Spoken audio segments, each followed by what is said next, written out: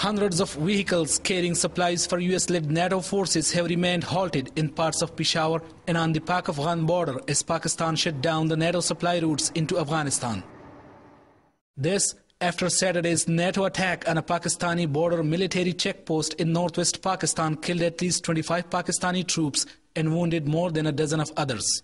The government has blocked our trucks carrying NATO supplies in retaliation to the attack on our border checkpost, killing our soldiers. We are with the government in this decision.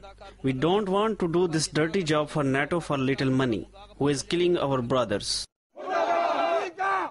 The attack has added to anger in Pakistan against the US-led coalition presence in Afghanistan, thereby increasing risk for those who transport supplies via Pakistan to the Afghanistan-based NATO troops.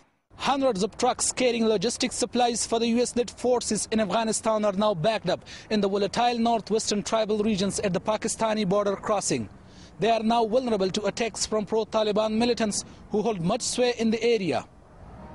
In the past, pro-Taliban militants have regularly attacked NATO supply trucks and oil tankers in the troubled northwestern Pakistani regions. On September 30, 2010, suspected militants destroyed around 150 NATO supplies trucks and injured their drivers, as they clogged after Pakistan shut down the NATO supply route at Torkham border crossing for about 10 days in retaliation for a similar incident. In an area marked by fragile security arrangements and widespread violence, the NATO supplies are left at the mercy of pro-Taliban militants who regularly set them ablaze and shoot their drivers.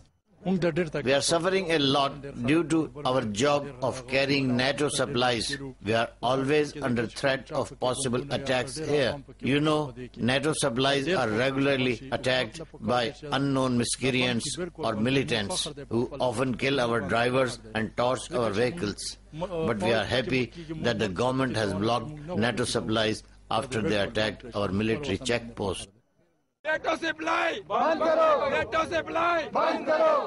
A deep sense of rage runs across the country over what is called as the worst single cross-border attack so far by US-led NATO force that has provoked 180 million population, which now calls for an immediate end to the country's alliance with the US.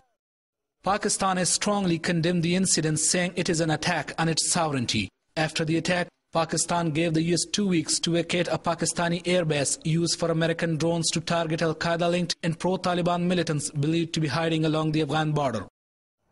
Zahid Hussain, Press TV, Torkham.